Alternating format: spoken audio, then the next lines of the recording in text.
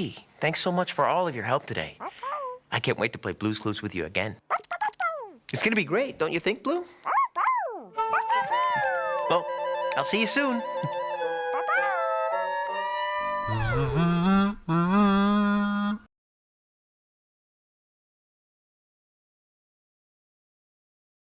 Be a T with me, okay? T. I like to preface this section with my thoughts on Joe. Yes, I'm in a camp that thinks he was fine as a second host. I never had anything against him. Back then, I just kept on watching Blue's Clues as if nothing ever happened. Maybe subconsciously, I wanted to give Joe a chance. Pat himself was aware of what big shoes he had to fill, which is another reason why I'm not as sour towards him.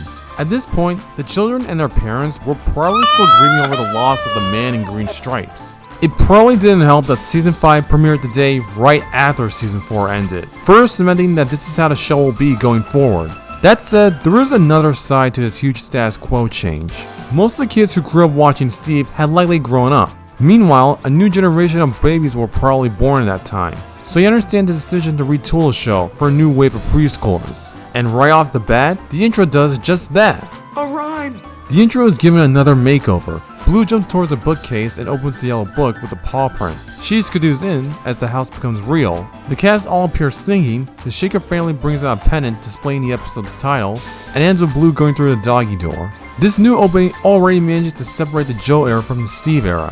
The theme song, Another Blue's Clues Day, is included. Regardless of how you feel about this era, the theme song is kind of a bop. It gets you in the mood for watching the show. The main cast are front and center, as opposed to being the backdrop, and the show already hints the episode's theme. I'd say it's an appropriate update of the original opening. Prior to Season 5, the only way you could find out the titles was if you look at the Nick Jr. website or by checking the TV schedule. Season 5, I think, may have begun production around mid-late 2000 or early 2001, around when Stephen Burns announced he was leaving and Donovan Patton was hired. Apparently, some episodes were produced during Season 4, but aired as part of Season 5. You know, I'd like to wiggle too. I make another reference to the Australian band, but I'm not gonna. Samir mentioned in an article how Season 5 will be going back to basics, returning to more elementary topics such as shapes, colors, and letters. Shape searchers, colors everywhere, and Let's Write focus on those specific topics respectively. It's easy to call some episodes as retreads of past seasons. Numbers Everywhere feels like a repeat of math, and Animals in Our House repeats the storyline of learning about animals, right down to the characters reading through a book. These topics were already covered before, but here they're attached to a different plot, or explore a different area of that topic. This helps make the episodes feel original. Contraptions, for example, focuses on Rube Goldberg type machines rather than building, and Bedtime Business is themed around bedtime rituals instead of just nighttime. Some episodes cover topics that the Steve era never explored. The snack chart concentrates on reading and organizing charts, and the subject of playing store is about measurement and sizes. Even if certain skills were repeated, it's not like the show is lazily copying or repeating past storylines word for word. Besides, the Steve era often recycled concepts or themes before. Rhyme Time borrows the topics of rhymes from Tiki's favorite nursery rhyme, and Let's Plant revolves around plants and growing, similar to The Grow Show. This gives Season 5 a feeling that's fresh but also familiar. This new atmosphere may have felt off for kids who got older and moved on, but I can see it's working out for the new generation, since they were likely new to the show. Blue Goes to the Doctor is another excellent example of how the season explores new topics. Medical tools and terms are discussed in detail, although they pronounce otoscope wrong. The otoscope! It's pronounced otoscope. Medical appointments and getting shots are events that both children and adults deal with, so this episode gets a thumbs up for that too. The small, subtle moments I appreciate are still present and accounted for. In the alphabet train, as Joe begins to sing the Play Blues Clues song, the letter F flashes whenever he says something that starts with that letter. Sometimes the title pen matches the color of Joe's shirt. And Up, Down, All Around has a scene where music plays on either the left side or the right channel of the audio, as Joe makes gestures to either side. This is our left, and this is our right. Left, right. A few more supporting characters are introduced. Baby Bird is born in the episode Patience, as Joe, Periwinkle, and Blue wait for the egg to hatch. Instead of repeating Blue's surprise at 2 o'clock, which was about telling time, Patience seems to focus on simply waiting or finding ways to pass the time. It's hard to be patient. I'm tired of waiting. The viewers are rewarded with Baby Bird finally hatching from the nest. Afterwards, he would show up occasionally, sometimes providing a clue. And then there's Blue's teacher, Miss Marigold. She appeared in a book published during Steve's time in the show, but she makes her first physical appearance in A Surprise Guest, where Joe and Blue spend the day cleaning the house for the guests. I suppose I might as well mention Polka Dots, Blue's stuffed animal. The Toys to Bay episode, Blue Goes to the Doctor, refers to Polka Dots as a she, but later the character is referred to as a he, but that's a minor nitpick. After the likes of Horace and Boris, it was only a matter of time before Blue got her own stuffed toy. So much so, there's an episode dedicated to her spending time with Polka Dots. The episode itself is about imaginary friends, as we see the friends of the other characters. The song sequence towards the end has a sweet message, is illustrated in a cute art style, but the song itself I didn't find to be memorable, though Polka Dots on Blue's head is adorable, not gonna lie.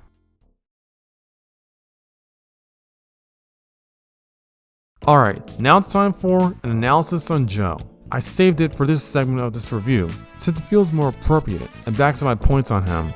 For starters, the Nick Jr. website described him as funny, inquisitive, and approaches everything with a sense of wonder. From my own perspective, Joe is very childlike and giddy, giving out some of that Season 1 Steve energy, whereas Steve himself will be rather laid back and calm. He doesn't have corny dad jokes or snarky comments, but he still shares that same charisma as his older brother. That kind of quirky, preschool-like behavior fits the new generation of children the creators were aiming for. Yippee! Joe has his own traits that help separate him from Steve. Steve plays guitar, while Joe plays a kazoo. Steve has a stuffed anteater named Horace, while Joe has a stuffed duck named Boris. Steve has a double bass leitmotif when drawing, whereas Joe has a tuba leitmotif. This way you can tell they're brothers, but they also share different interests. Something tells me Joe and Hugh Neutron will get along just fine.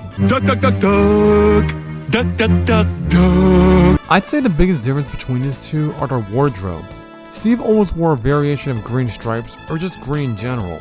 As iconic as they are, it's refreshing for someone else's outfits to have more variety. Joe wears different colored shirts with squares, all which are colors of the rainbow. The same goes for his pajamas with multicolored squares. And other times, his outfits are much more diverse in themes. Whether it's Little Red Riding Hood, a red suit for an anniversary, or a duck costume for an episode about dressing up. Joe's various outfits were due to feedback from mothers that the children refused to change their shirts during Steve's time as the host. I've never encountered that issue as a kid, but I guess I could kinda see how it would affect an impressionable mind. So it was a smart move to give a new host new attire that doesn't scream, "I wear the same thing every day and you should too." When it comes to the new host of Blue's Clues, it could have been worse. I'm sure I'll do a fabulous job. Squidward, stop telling people that. As stated before back in part 1, Patton was able to nail that same connection with the camera as Steve. He got his ability to talk to younger kids from his 5-year-old sister, which is surprisingly relevant to this show's target audience. My only nitpick with him is his ways of removing the paw print aren't as creative or thematic. Most of the time he just bounces off the paw print, points it off, or there's little to no interaction. You really get unique versions of this. Well, that's as far as I'm concerned, so far. And that ends my analysis on Steve's younger brother. I know a lot of people resonate with Steve the most, but I want to give Joe some appreciation, because he's just as iconic. Patton once compared himself to Burns as the Patrick Stewart to William Shatner. I'm not a Trekkie, so this analogy is lost on me. Regardless, I appreciate that Donovan was able to become his own character, instead of just having a copy and paste persona. There is no question that Steve Burns has left some big shoes for me to fill. Steve had a huge challenge when he took on the role in that he had to create almost from scratch what the live host role for Blue's Clues would be. He was a major force in building the brand. My challenge is to stay true to the brand, to what makes Blue's Clues special and unique, and at the same time, take the live-action host role to a new level. The best way I know to do that is to be myself. If I try to be Steve, I will be a very poor imitation. Now for a segue, let's talk about standout episodes or moments. Because frankly, Season 4 is much more memorable than the previous season. And that's because the storylines have become more experimental, exploring plots or ideas that were never attempted until just now. This trend was seldom seen in the Steve era, but it's more common here. Magenta's messages, for instance, reveal the interior of her house, as Joe and Blue are asked to take care of chores. It's decorated with paintings referencing Magenta's art motif, and the layout in the rooms aren't too different from the Blue's Clues house. Instead of a letter from mailbox, Joe and Blue receive 2 emails from the computer. This was the only variation of mail time in the original, and would also be a point of contention in Blue's Clues and You, as I'll bring out later. How many times have I said that? Blue Takes You to School gives Periwinkle a starring role, as the episode is told from the perspective of a preschooler's first day of school. This is another instance where mail time doesn't happen, which feels jarring, but I understand it was done to make room for the main plot. Joe, on the other hand, is in the background, since the focus is on Periwinkle and the daily school activities. In fact, this and Me Polka Dots are the few times where Joe doesn't have a starring role. The same could probably be said in one of my favorites of the season, Joe's Surprise Party, the show's third birthday-themed adventure. It's a role reversal episode that flips the formula by having the characters play Blue's Clues instead of the hosts. I'm surprised it took this long for this concept to emerge. Regardless, I enjoy how the show continues to play around with its formula. Since it's a birthday episode, Present Time and the Happy Birthday song from Blue's birthday are brought back. Look Carefully is layered with subtle, blinking you'll miss it details that a child might eventually catch upon rewatch. Like how the 4 is missing from the refrigerator and appears on a table, or how an owl can be spotted in the daytime, even though owls are nocturnal. Side Table Drawer even mentions how Joe's crayon and shirt are color coordinated. The game show that Joe and Blue skidoo in gives me brain surge flashbacks, since it requires paying close attention to what's happening on the screen. Blue's big car trip takes the characters out on the road and into the neighborhood. It's good for teaching youngsters about car safety and the experience of riding in a car. I should mention that BC partnered with Ford to teach kids about the right way to buckle up in vehicles. Joe and Blue are accompanied by the driver, Carmen, voiced by Judy Reyes, who is designed like a car seat. The show had a few guest stars around this time too. Henry Winkler, Jack Hanna, and Randy Travis, as a shoehorn no less. The highlight of Blue's big car trip is definitely the song, Backseat Boogie, announced by Casey Kasem, yes that Casey Kasem, and sung by Patti LaBelle. I don't remember much of the lyrics, but it's an upbeat tune and effectively describes the right way to buckle up in vehicles. Yes, I already said that. Incidentally, I do like some of the songs in this season. Colors Everywhere beautifully captures the color wheel, and I came across an early demo from one of the original composer's websites. Aren't you glad that yellow made red? Together they're orange, and so the word spread. The Getting Dressed number from Morning Music has an upbeat rock and roll tune. The Toilet song, on the other hand, was apparently difficult for Donovan Patton to record because he kept cracking up, as far as I know. Patton hasn't confirmed or denied this info. And of course, the I'll Never Forget My Alphabet song I talked about before, in my opinion, is an underrated banger. Joe listing off each letter as the jazzy score plays into the credits just gets my body moving. Patton admitted that he wasn't the best singer, but I still think he does a decent job. His voice, at the very least, isn't painful to listen to. Songs were also more common in video layer segments during this period. And let's not forget our Neighborhood Festival, which brings the entire cast together, both supporting and minor, in one location. It was a tribute and dedication to Fred Rogers, who was a major influence on Angela Santamiro and the creation of the show. So naturally, neighborhoods are the backbone and focus of this story. Season 5 seems to be branching out in all kinds of areas, but there's anything I feel may have started the decline of BC, it's the Talking Clues. Now that we're 3, what will we be?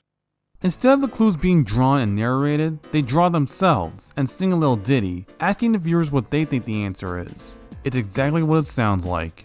Even in a world where talking mailboxes and popsicle sticks exist, this is one of the strangest additions to the show. You'll be hearing the same ditties repeatedly, so if you're not a fan of that or find them extremely grating, you may want to push the mute button.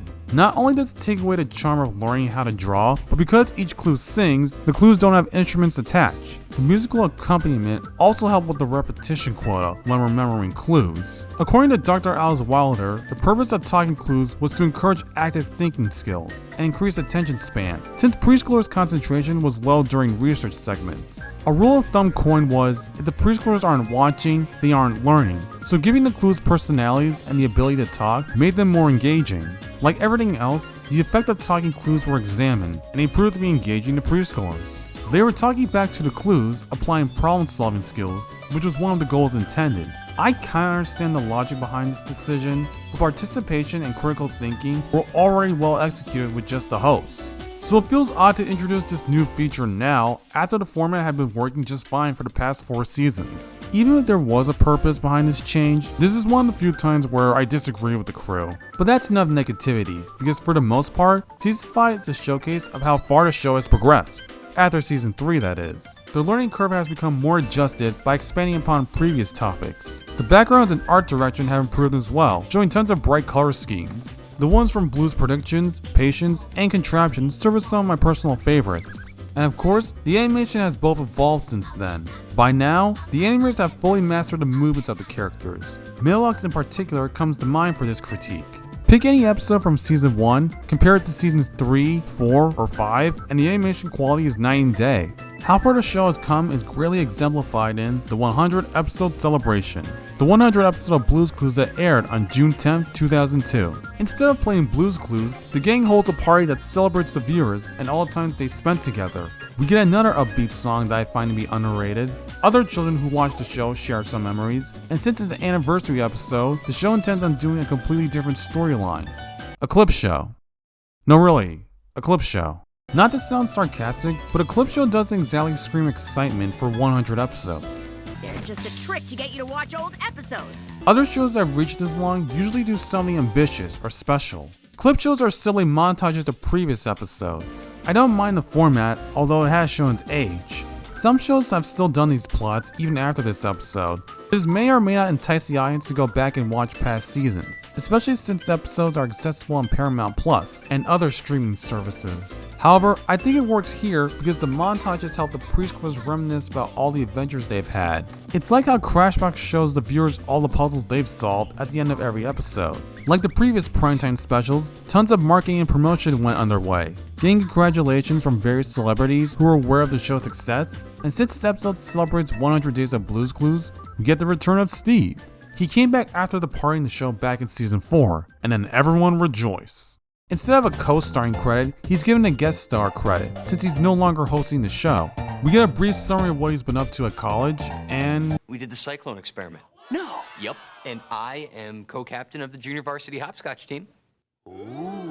yeah, he's been busy. This probably made a lot of people happy. After season 4, he would only exist in reruns and VHS tapes. Plus, he was there for the longest time, so no way they would leave him out of it. Despite the occasion, I'm a bit confused about a few things. If the episode aired on June 10, 2002, and these episodes' guides are correct, then this would have been the 102nd episode. So the title is a bit inaccurate. The sneak peek montage is the exact same one from Joe's scrapbook, and clips from future episodes appear, despite them not airing yet. I'd speculate that maybe the special was produced towards the end of the season, although that makes the decision to frame this as a 100 episode even more baffling. Besides, the season has a much better conclusion, Blue's first holiday.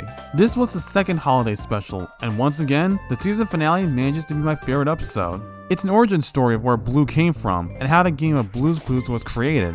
Mr. Saul and Mrs. Pepper's presents for the whole family are home videos on VHS. You know, back when those were all the rage. We see the cast as babies, including Joe and a younger version of Steve. We get info about what Blue was like before she came to the world. It's revealed that Blue skidded out of a book that Steve got as a present from Mailbox. The duo soon became close friends, doing everything together. It's another cute moment of the bond these two share. The game of Blue's Clues started when Baby Joe lost his blanket. Only Blue knew where it was, but because no one can understand her barking, she could only communicate by leaving paw prints, or clues, that describe where Joe's blanket is. Steve got the idea of bringing a notebook to write down clues, and sitting in the thinking chair. It recontextualizes how Blue's Clues was created, and it shows how the main aspects were incorporated. Well, that's 2 more pins to remove after saying I would explain the cast being babies and Blue inventing BC. What makes this my favorite episode is how it illustrates how all 3 main characters were important to Blue's Clues. Steve for opening the book that Blue jumped out of, Joe for losing the blanket which kick-started the game, and Blue for leaving the clues that revealed the answer. It does raise some glaring questions about what happened to Joe after he grew up, or where Grandma was during this event, but I'll leave that to theorists. Besides, the focus is on the brothers and the puppy. Some other things I like to point out are a nod to Blue's big holiday with Mailbox's flag warmer, and the Mailtime holiday card talks about the main holiday traditions, plus Ramadan. Everyone reliving the same memories from the VHS tape is a perfectly thematic way to close out the episode. In fact, this marks the last of a few things. The clues having their own music, the So Long song being sung, and the character of Steve being mentioned, aside from the 100th episode. This episode was based on a story from Sanamiro, so likely she envisioned the idea of how Blue's Clues came to be. The show didn't need to have a backstory, but I admire we had some lore to digest. I think the best way to describe season 5 is like a new coat of paint, but adding too many colors. Probably not the best metaphor, but what I'm trying to say is Season 5 tried to essentially start over from scratch while continuing to refine the show, and it did succeed in that regard, finding new narratives and themes to discover while further searching for ways the characters could be utilized. But it also introduced elements that, while I understand the intention, felt rather unnecessary. I had a hard time putting this segment together because I wasn't sure how to express or explain my thoughts about this batch. Still, I appreciate Season 5 for expanding the formula further than last season. The creators definitely kept true to their promise about putting the show on a new course. I'd say Donovan Patton was able to keep the spirit of Steve while coming to his own. From this point forward, however, let's just say Blue's Clues will start to feel less like Blue's Clues. Hey, how'd you get over there? Oh hey, the show's breaking the fourth wall again. It looks like everyone's getting ready for circle time with Miss Marigold. I wonder what they'll do today. Since I talked about the Among Us Entertainment games in part 1, I'll be discussing the games released during the Joe era. There was one for the V-Smile game titled Collection Day, released in 2005, and does anyone remember the 3D group game Joe's Scavenger Hunt? Here, I'll be looking at Blue's Preschool, Blue's Kindergarten, and Blue Takes You to School, released from 2002 to 2003. These games were published by Infogrames Interactive and developed by ImaginEngine. The latter company also produced Arthur's Wilderness Rescue and Rugrats Go Wild on the PC. I tried to run them on VirtualBox, but they wouldn't work. Maybe because of the software or some other technical aspect, but again, I'm not a tech expert. I'll just summarize them all together since they follow a similar formula. Blue's Preschool has Blue doing activities around the neighborhood to collect items for a list. Blue's Kindergarten has Blue playing pretend school at her house to get Periwinkle prepared for the real thing. And Blue Takes You to School is exactly what it sounds like, different subjects at school. I have memories of playing these games just as much as the Among Us games, so I figured I would at least mention them here. They aren't as fun as the Among Us games, unfortunately. They're in the same vein as 1, 2, 3 time or ABC time, meaning they are separate activities that follow a common theme, elementary skills. Mostly math, reading comprehension, science, or art. It feels like they were inspired by not just the Season 5 school episode, which may or may not have been in production at that time, but previous episodes. The nature expedition in Takes You to School takes cues from nature, and there's an activity that shares almost the exact same title as The Big Book About Us. Since these games were developed by a completely different company, the look and sound of them is a bit of a mixed bag. Like Humongous, the art direction is faithful to the show, but the character animation is a bit too fluid or smooth. Sometimes the characters can look off-model. The music is composed by someone else, Greg Rand, as opposed to Balabin and Rubin, and man, does it not sound familiar with the show at all.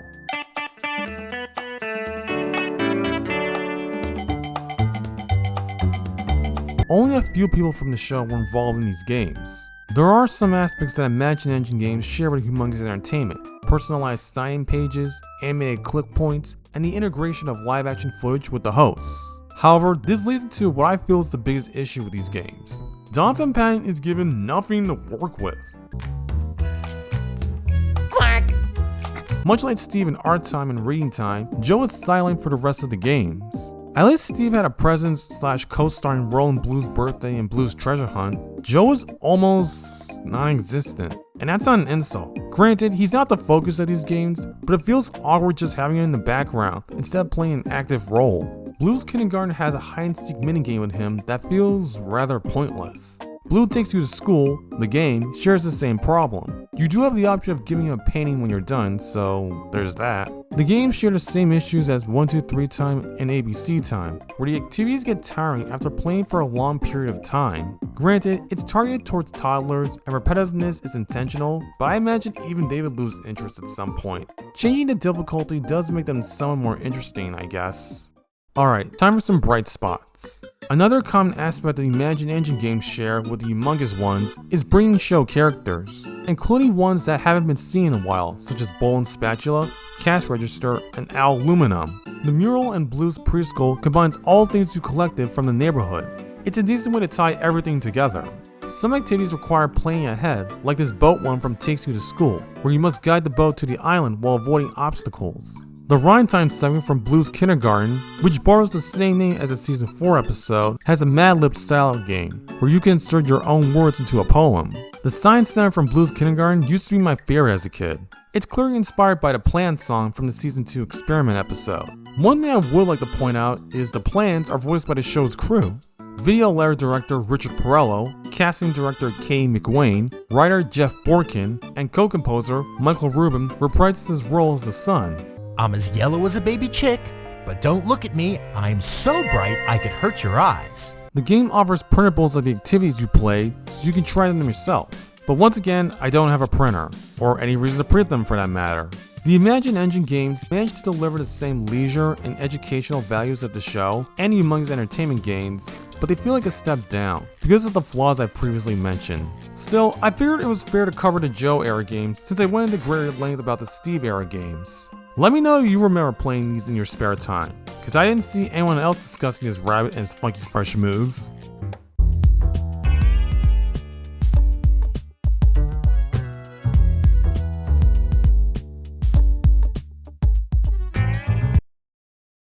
Here, you can talk to your friends.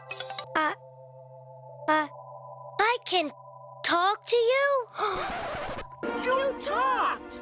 I'm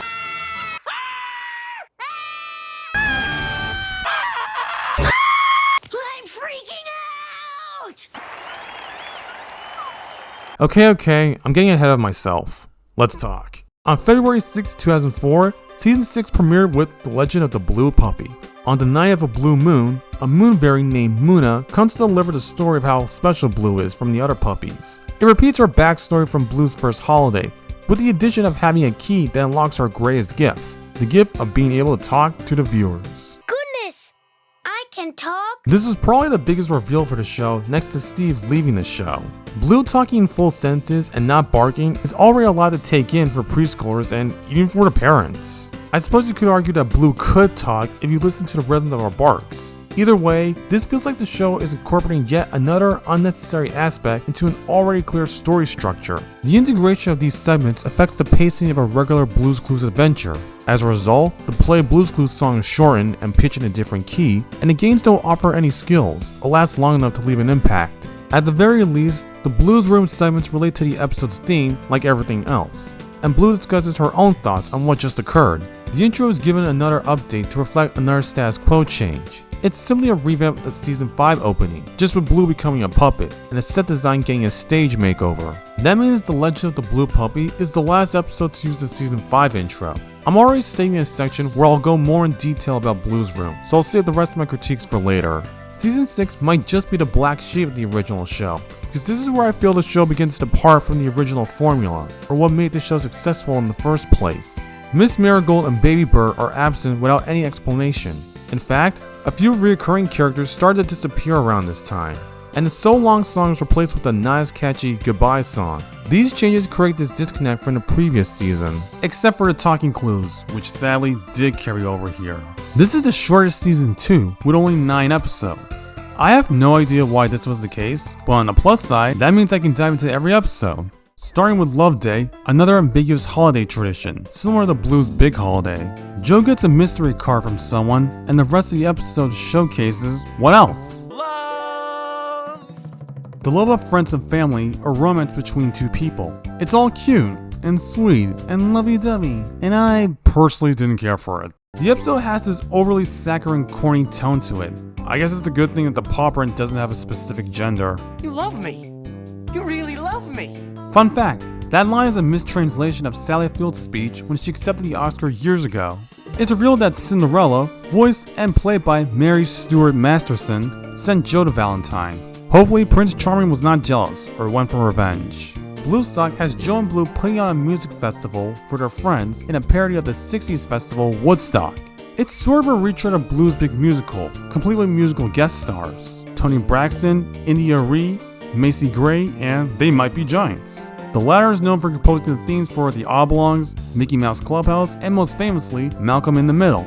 Seeing as how they also composed the theme for Higglytown Heroes, I guess Blue's Clues isn't too far off the radar. Here, they performed the song Clap Your Hands, which is a real song they wrote and not just something made up for this episode. I love their confused reactions from the kids just roaming around their studio. The other songs featured in this episode are variations of the show's most popular numbers. And the answer to what song Blue wants to sing is the same one as Blue's favorite song, Old MacDonald. Joe uses his kazoo to remember clues instead of his notebook, since it's a music-based episode. Then you have episodes which are so simplistic I don't have a lot of ground to cover, such as Blue's Wishes, where Joe and Blue find a magic wand named Wish that can grant any wish the characters desire. Something tells me this episode feels inspired by the Fairly Odd Parents, back when the show was in its prime, becoming one of Nickelodeon's highest rated series. It's here where I notice preschool voiceovers are used less frequently, and it's incredibly obvious. Playdates focuses on Joe, Mailbox, Blue, and Periwinkle spending time with the viewers, depending on who the wheel of Playdates lands on. The only thing I liked was the song Joe sang, Me and You. It's jazzy, describes how much he appreciates the bond between him and the viewers, and he wears his 100th episode red suit again. Periwinkle has his third voice actor, Jansen Panettiere, the brother of Hayden Panettiere, who sadly passed away in February 2023. He starred in other Nickelodeon productions, such as the lead role in the TV movie The Last Day of Summer, and voiced in Truman X from The X's. Joe's clues managed to be my favorite of the bunch. It's another role reversal where Joe is the one leaving paw prints, or handprints in this case, and Blue holds the notebook while finding the clues. Again, it's surprising that it took this long to do this concept. Blue skedoos into a video letter, mixing live action and animation once more. There's a funny cameo of the crew members in this one shot, and Donovan Patton gets to show off the various roles he's played thus far. Blue skedoos twice in this episode, which hasn't happened since season 1, and Blue gets to sit in the thinking chair, which hasn't happened since season 4. The book Joe skedoos in has a Chutes and Ladders world, and what might be a reference to the Rowan and Martin's Laughing Show with the doors opening. Soccer practice is self-explanatory. Blue and her friends practice for a soccer game while Joe is the coach. Every goal gains a clue for what the reward will be after practice. I'll give it credit for being one of the few episodes demonstrating a new skill that the Steve era never covered, but like the previously covered episodes, there isn't that much substance. Except this. Are the backing vocals saying "oh, we oh" in the same mannerism as the guards from Wizard of Oz, or am I just hearing things?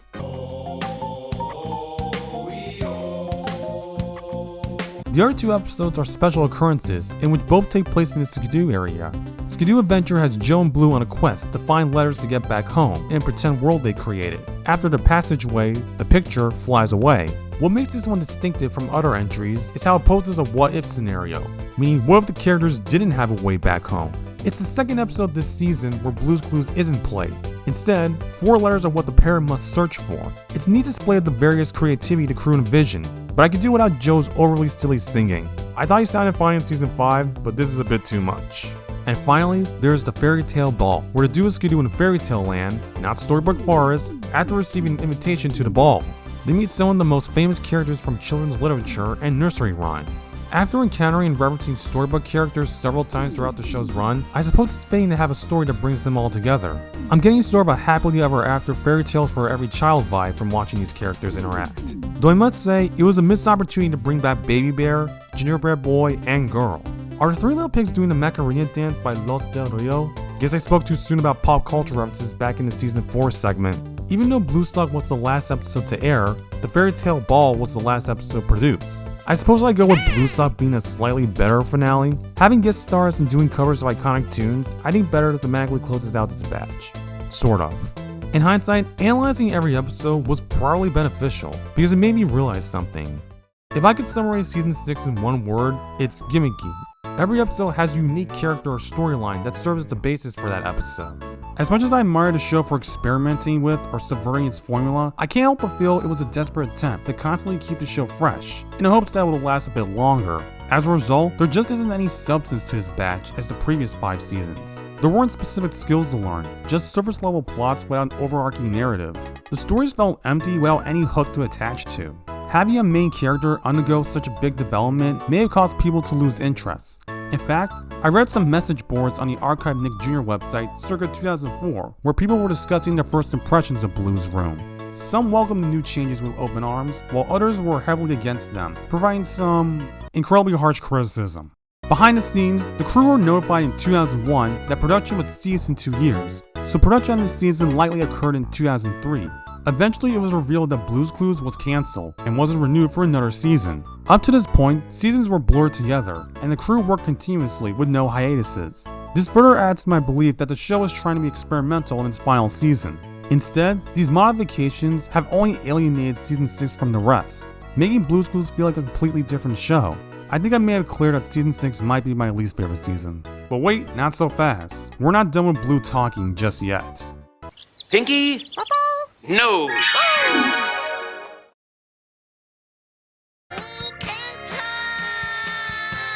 Yes, polka dots, we know that. Nickelodeon has had their share of spin-offs based on some of their most successful or popular franchises and properties, and seeing as how Blue's Clues was yet another cash cow for the younger demographic at the time, Blue's Room is no exception. Premiering in August 2004, just a few months after BC wrapped up, Blue's Room follows the daily adventures of Blue and her puppet pals as they spend a day in the playroom, playing games and learning new things. As you can figure, this was spun off from the segments in season 6. I share some faint memories of this as well. I own a few DVDs that were released or advertised constantly. At this point, I was already accepting a BR as I was with Joe. The idea of this show originated from adding new learning elements to the show's established curriculum, specifically building literacy and communication skills. This was an inviting place where children can learn to form their own thoughts and express themselves, verbally or artistically. It was a place where children could find their voice. I guess it's not too different from me and my YouTube channel. The mission was to bring traditional preschool themes with language, creativity, and imaginative play to build literacy skills in preschoolers. This was accomplished by the creative team generating a new curriculum. Instead of problem solving, this new curriculum was based on communication, allowing for open-ended questions that required the children to think about themselves or their world. Instead of which piece of the puzzle will fit there, questions such as, what is your favorite color, and why do you love that color are asked. This gives children the opportunity to explore their interests. It also offers parents new ways of talking or listening to their kids. There's only one lingering question that hangs in the balance. Why did they make Blue talk? Samira mentioned that they would receive emails from kids who had been asking if Blue could talk and if they could hug her. They felt the only way to justify this change was creating an imaginative place separate from the house. I can't help but raise an eyebrow at this decision since it feels off-putting for this blue canine to speak in full sentences after being accustomed to regular barking sounds for the past 8 years. The point of Blue's Clues was that Blue couldn't talk, and leaving clues was her only method of communication. Now that she can't talk, it defeats the purpose of BC. It also seems redundant for the puppy to be talking to the audience, when that role was already taken by the hosts. But on the other hand, this is a spin-off where Blue takes the lead, so I imagine she would do all the talking. That job is handled by Victoria Pontecorvo, who's provided a few voices for the show and related media, like the PC games. An upside to this is the audience gets to hear Blue's inner thoughts and how she sees the world. Plus, Blue herself was already cuddly and huggable as a stuffed animal, so puppets aren't too far off. For the first time, the franchise has seen a new stylistic change. The puppets were assembled and designed by Harriet Edge Productions, who's done work for Curious Pictures and the Jim Henson Company. The 2D animated hound dog has been transformed to a fully 3D movable puppet with furry textures, almost resembling a stuffed animal. Her ears perk up, she's able to grab and hold things, and still retains her original adorable look. The creators wanted a world where toys came to life. And that's where the idea of playing with puppets came into play. Blue and her friends are brought to life with the help of fellow puppeteers. A few of them are Sesame Street or Muppets alumni, sure, but others have also migrated from other puppet-based series, such as Bear in the Big Blue House, Between the Lions, and The Book of Pooh. This includes previous Nick Jr. productions such as Allegro's Window, Ooby, and Eureka's Castle, one of Nick Jr.'s earliest programming. Some names I like to highlight are Tim Lagaz, Pam Marciro, Cheryl Blaylock, Peter Linz, Joey Mazzarino, Leslie Carrera, and Tyler Bunch. I apologize if I mispronounced any of those. The one thing that shocked me the most was Matt Vogel, known for performing as Kermit the Frog, The Count, and Big Bird. I guess you learn something new every day. As for the set design, instead of the vibrant 2D construction paper style, Blue's Room sports a cartoony Dr. Seuss-like playset look. The palettes are as colorful as the original show, the shelves have items that are associated with a specific character, and they keep the popper aesthetic several times. The room is always decorated with props that match the episode's theme, and the set lighting is adjusted when setting the mood, though it would be pretty obvious whenever they use chroma key, or blue screen rather. My compliments go to the set designers and prop makers for making the playroom visually appealing to toddlers. It's also nice to see the design philosophy of the original and the brand will carry over in this spin-off. Season 1 was filmed at Metropolis Studios, a video production company in New York, where the first season of Between the Lions was filmed, while Season 2 was filmed at Used Screen Gems, another NY production company, where The Secret Life of Bees and Dawson's Creek were filmed. There's more differences between the two seasons, but I'll go more in depth about that later. Now we discuss some behind the scenes trivia, let's see how the show fared among its audience compared to its predecessor. Upon revisiting Blue's Room, my biggest concern was if the spin-off follows the original show's mission statement, and whether or not it was supported by the same principles that made the original so engaging. Sanamira mentioned how the intention was to create a classroom with activities that are all strung together by a single theme. Blue will want to have a playdate with the viewers, and a spinner decides what the playdate will be about, which seems to take cues from Season 6's playdates. It essentially takes the original show's formula and puts its own spin on it by having the host spend a day with the viewers through loosely scripted games. Fitting for the first episode to center around snack time, since the first episode Blue's Clues focused on that exact topic. Since this is a different world, this means we have a different set of characters. They were given small amounts of attention in Season 6, but here they get more screen time to show off their personalities. Each character represents a different activity. Polka Dots, as you already know, is Blue's favorite stuffed animal and occasional sidekick. Most of his appearances have him presenting a challenge where Blue must put together puzzle pieces to figure out what the surprise is. The surprise is usually the main event that brings everyone together towards the end. This is probably the closest to finding clues, since the puzzle pieces are earned one by one throughout the episode. Then there's Rory, the orange dinosaur who's always working on having the loudest roar ever. He's sort of a goofy comic relief character. Though credit where credit is due, he has one of my favorite moments in this show. Take you to Uh-oh. Frederica, or Fred for short, is a doll who pretends every day is her birthday. The gag was created because the crew thought it was something a child might do, and also because it was funny. The name Frederica came from Fred Rogers, once again showing how much of an influence he had on Sanamiro. Dress Up Chest is a toy chest full of costumes and props for Blue and the gang to dress up with. These segments usually revolve around role-playing and acting. Dress Up Chest narrates a book while Blue acts out the story. The books in question are real children's books such as Chicka Chicka Boom Boom and If You Give a Mouse a Cookie. Then you have books I've never heard of before like Little Gorilla or Hug by Jez Albaro. I felt the Between the Lines vibe from these segments since they put an emphasis on characters and reading comprehension. Doodleboard, a sentient drawing board, puts emphasis on art and visual thinking. His games involve showing parts of a picture, allowing others to guess before he reveals the whole thing. It's like if the Marky Marker scene from Draw Along with Blue was repurposed into a recurring activity. And Boogie Woogie is a jukebox who loves to play music. Looks like someone wanted to give him a hip-hop voice for the young preschoolers who love to get down. I will never talk like that ever again. Early concept art depicted him having a miniature band inside, and the buttons would function as a mouth. Personally, I feel that would have made him very unsettling, so I'm glad the final design looks much more appealing. Boogie Woogie reminds me of a joke with Mailbox's dance teacher Jukebox. Ironically, that was the original name for Boogie. Minor characters include Silly Seat, a sentient chair that's like if the thinking chair had a jester's goofy charisma, Dictionary, who defines the word of the day whenever a certain word is repeated several times, and the Handy Dandy Journal, where Blue summarizes what she learned during the playdate. In addition to the set designs and prompts, BR has a good mix of puppetry and 2D animation. Combining live action and animation is a complicated process with how both mediums must sync up well to make the interactions believable.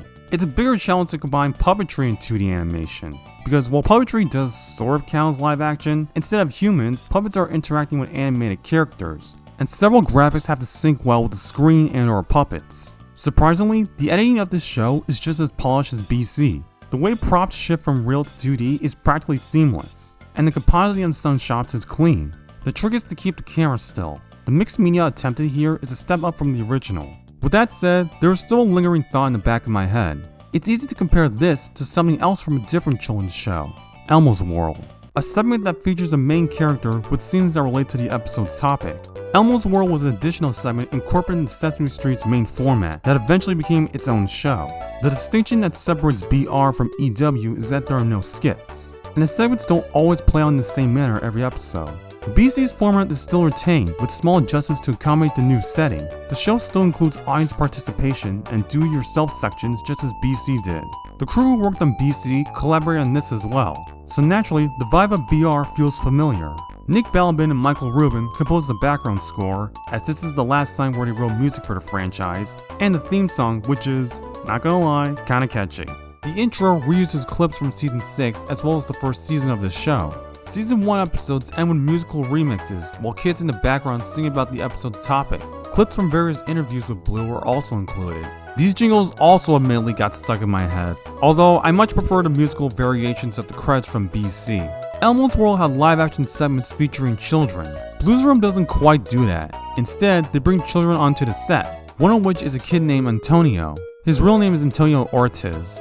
he appeared in other children's programs such as Sesame Street and Cyber Chase. Coincidentally, they're both from PBS Kids. Overall, the first season of Blues Room felt like the crew were ironing out the kinks of the BR segments in season 6. My personal highlights include Alphabet Power, with the Sesame Street wannabe letters serving as the backbone of gags, Beyond Our Wildest Dreams for having the most creative and imaginative backdrops, and Holiday Wishes, another sentimental holiday event where Joe arrives for a visit. And this is another thing to bring up. Joe's just cool with the fact that Blue can talk. He already kind of learned this in Legend of the Blue Puppy, but here, he's casually aware of Blue and her puppet pals. Imagine Steve's reaction to all this. I'm speechless. This is the only time Joe appeared in Season 1, before he became a main character in Season 2, along with someone else joining the family. To celebrate the 10th anniversary of Blues Clues, a special hour-long episode of Blues Room titled Meet Blue's Baby Brother aired on August 6, 2006. Everyone has gathered for a family party, celebrating memories from siblings to parents. Unfortunately, Blue's baby brother is missing, so Joe and Blue embark on a journey through the world of Puppyville to find him. This is the only time the original BC cast appeared in Blues Room, and the last time we would see their original animated forms. And I guess they're also cool with the fact that Blue can talk. This special mixes elements from both Blues Clues and Blues Room. Joe returns as a co-host, aspects such as finding the clues and notebook drawing return, and a thinking recap is performed in the thinking chair, or golden thinking chair in this case. The premise of Blue having a younger sibling, yet not knowing who he is, sounds contrived, but then again, it's not the first time his plotline has been utilized. BC had a few contrived moments here and there anyway. Along the way, Joe and Blue meet a shy puppy named Sprinkles, who's on an adventure to get spots, since he's the only one without them. Sprinkles is the most adorable thing ever, and if you don't think that, you're wrong. While accompanying them, he gains color spots every time he learns something new. They serve as a reward for him overcoming his fears, or rather coming out of his shell. The reveal that he was the brother the whole time, while arguably evident, feels earned, since he gained the courage to join the duo on their journey, and formed a bond with Blue organically. It leads to a touching moment between the two siblings that's full of not so great singing. Meet Blue's Baby Brother, while underwhelming, is a cute special that celebrates the themes of family and learns something new. This is often considered by fans to be the series finale of Blues Clues, and I can see why. Remnants of the show's background score from the early seasons can be heard, notebooks used throughout the show can be seen near the thinking chair, and there are moments reminiscent of previous episodes and adventures. This special feels like the culmination of the show's kindergarten readiness skills the show began on. Colors, math, literacy, shapes. It's also framed as the biggest adventure the characters have had. I do have some nitpicks, however. The special effects are a mixed bag. The compositing and editing is either seamless in some scenes or just unconvincing. Like the chroma key is slightly visible in some shots. The lack of children's reactions is still haunting. Not to mention, once again, the premise of an unexpected brother becomes integrated into the show.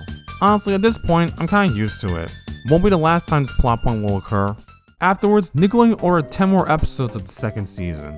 With season 1, there were some minor modifications. Season 2, on the other hand, would see even more alterations to the show. The theme song is unchanged, but the intro has entirely new footage to accommodate Joe and Sprinkles becoming main characters. The exterior of Blue's house is finally seen as Blue greets the viewers, in the same manner as Steve. The story structure has also been updated. Blue and Sprinkles adopt various roles while attempting to complete a task. Whether it's becoming artists creating art for your museum, or astronauts finding the missing numbers to count down for blast-off. Sometimes they sing unnecessary songs while doing so. Joe often accompanies the pair by adopting various roles as well. Whether it's a chief detective, a farmer going out in the field, or a king who's depressed because all his dragons are missing. Most of the time he's either the focal point of the story or just a supporting character. On the other hand, he gets to show off more of his varied wardrobe. The games are thoroughly connected to the overarching narrative, instead of standalone activities like in Season 1. The set designs are much more elaborate in detail, depending on what adventure is occurring. My favorite examples are World Travelers and Mastronauts, where the set designs are decorated with props with great uses of lighting and shading, even though all this takes place in one single location. The standout episodes to me are the ones where the puppies and Joe share the spotlight. A way great playdate has Blue and Sprinkles return a hat to a boy through various modes of transportation. Joe takes them on a trip utilizing various vehicles with matching outfits. Live action scenes are filmed on location, as the lighting on the puppies is adjusted to match their surroundings. This is the only episode of BR that takes place outside the playroom. And Little Red Riding Blue is just another play episode where the highlight is Joe playing the big bad wolf. It's ironic because he previously played Little Red in Can You Help? Hello, Wolf. We're bringing blueberry pancakes snakes? For some reason, Joe as a wolf sounds like Swiper the Fox to me. No! Season 2 is the better season, but not without its faults. The inclusion of Sprinkles and Joe results in downplaying other characters. Doodleboard, Dress Up Chess, and Boogie Woogie are sidelined or not featured as much, so their respective activities get little screen time, while other characters like Silly C, Journal, and Dictionary have outright disappeared. Dictionary does get a replacement in Cookbook in the Little Red episode. Polka Dots shares the same issue as Boogie Woogie and Doodleboard, as he's also put off to the side. Some adventures feel like retreads of the original series. Masterpiece Museum repeats the art show storyline from Art Appreciation, Sprinkles Sleepover takes some cues from Pajama Party and Bedtime Business, and Shape Detective sounds awfully similar to Shape Searchers. That said, positives are still accounted for. The puppies from Puppyville become recurring characters, or rather, they show up occasionally to assist Sprinkles and Blue. These puppies were designed by Fabiano Puppets, a company who's done work for other children's shows, founded by Lisa Buckley and Bob Fabiano. Both assisted the puppet work for Alf, believe it or not. The dynamic between Blue and Sprinkles reminds me of the one she shared with Periwinkle in seasons 4 and 5, due to someone acting as a surrogate, or in this case, literal little brother to Blue, while Blue herself acts as a mentor, teaching him new things. Unfortunately, despite all these adjustments, Blue's Room still wasn't popular with audiences. Well, mostly parents. The children loved it. I already mentioned when Blue's Room was first shown in season 6, message boards expressed distasteful comments, or uncertainty in its execution. On that note, I retract what I said about children loving it. Most of them loved it. Other youngsters couldn't stand the show. One user described BR as inane and touchy and feely. Well, someone's got a way of words, don't they? I've seen complaints that Blue's Room would have worked better as its own thing, and frankly, I agree. Blue's Room worked better as a spin-off fleshing out its new setting, instead of being crammed into a formula that's been established for 6 seasons. By not completely abandoning the classic format and doubling down the activities that tie everything back to the plot, BR, in my opinion, managed to be a faithful successor to its previous counterpart and fix the issues I had with season 6. The goal was for preschoolers to find a place to express themselves, and that objective seems to have been achieved with colorful, charming characters and staying true to the franchise's interactive and problem-solving skills it was assembled from. Even though I wasn't as engaged with BR as I was with BC, it did grow on me over time, but I can understand if no one else was on board.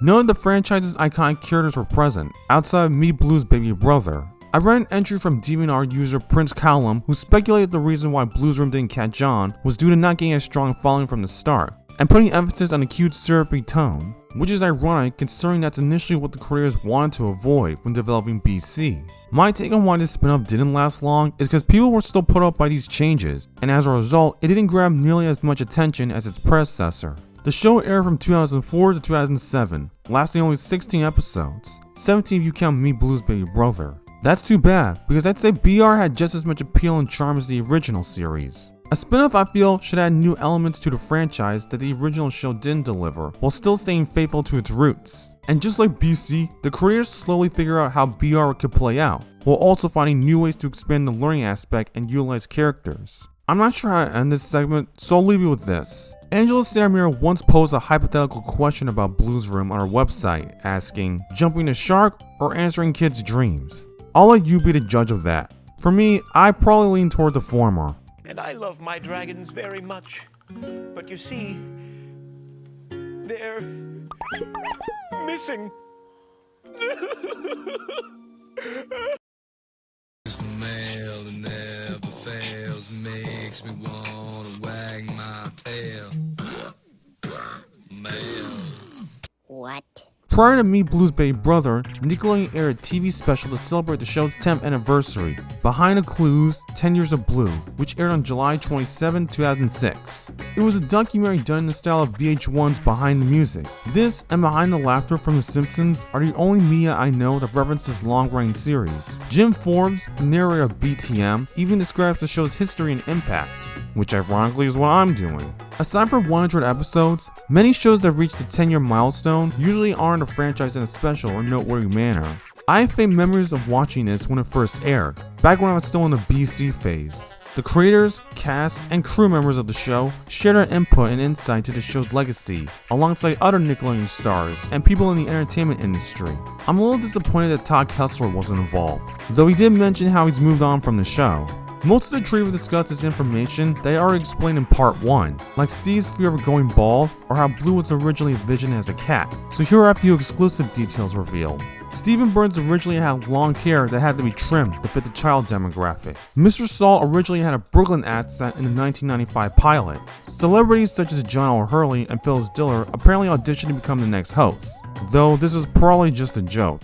There's nothing here. How is it supposed to answer me? The only thing notable was a snippet of Donovan Patton's test pilot footage. Most of the clips included in the documentary I used extensively throughout the entire retrospective. When it comes to answering questions that the audience has had for years or showing never before seen footage, this special delivers. It ends with everyone wishing Blue a sincere 10-year anniversary.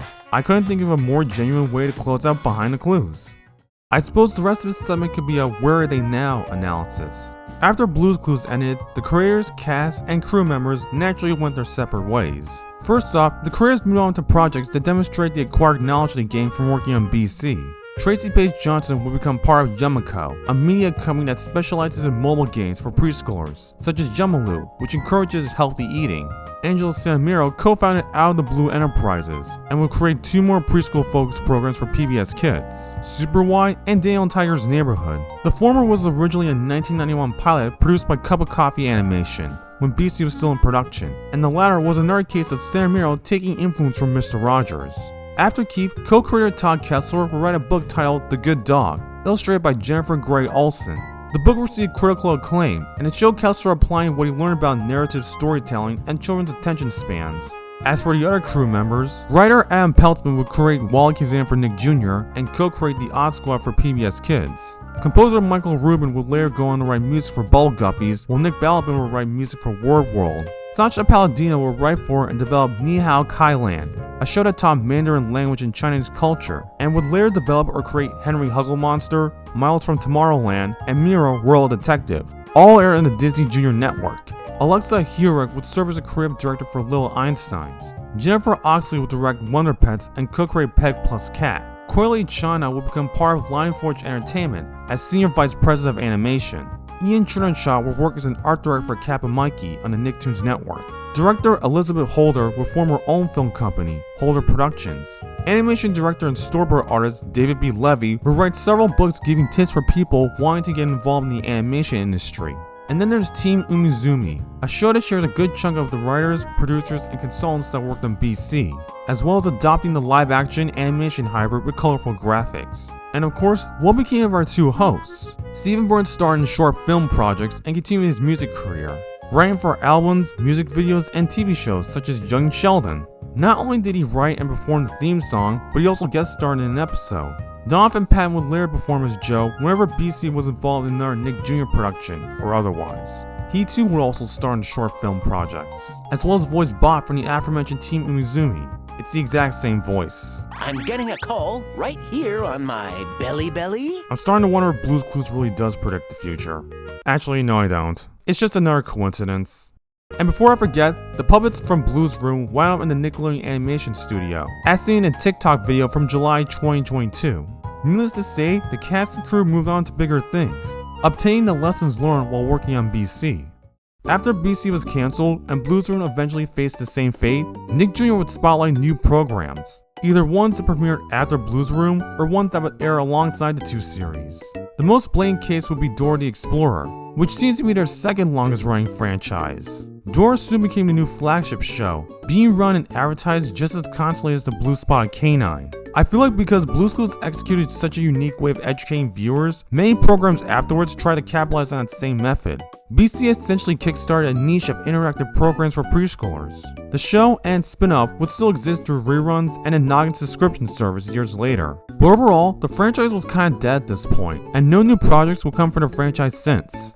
Until a decade later. Blue's Clues and You, the brand new series, premiering Monday, November 11th on Nickelodeon.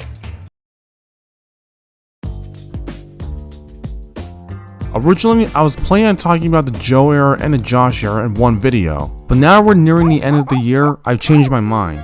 So I put out a poll on whether you folks prefer if I split this up, release part 2 around December or early January, and most of you said yes. So stay tuned for part 3 released sometime in 2026. That is, if I can make it. 2026 will mark the 30th anniversary of the Blue Dog, so releasing part 3 later down the line will be more fitting.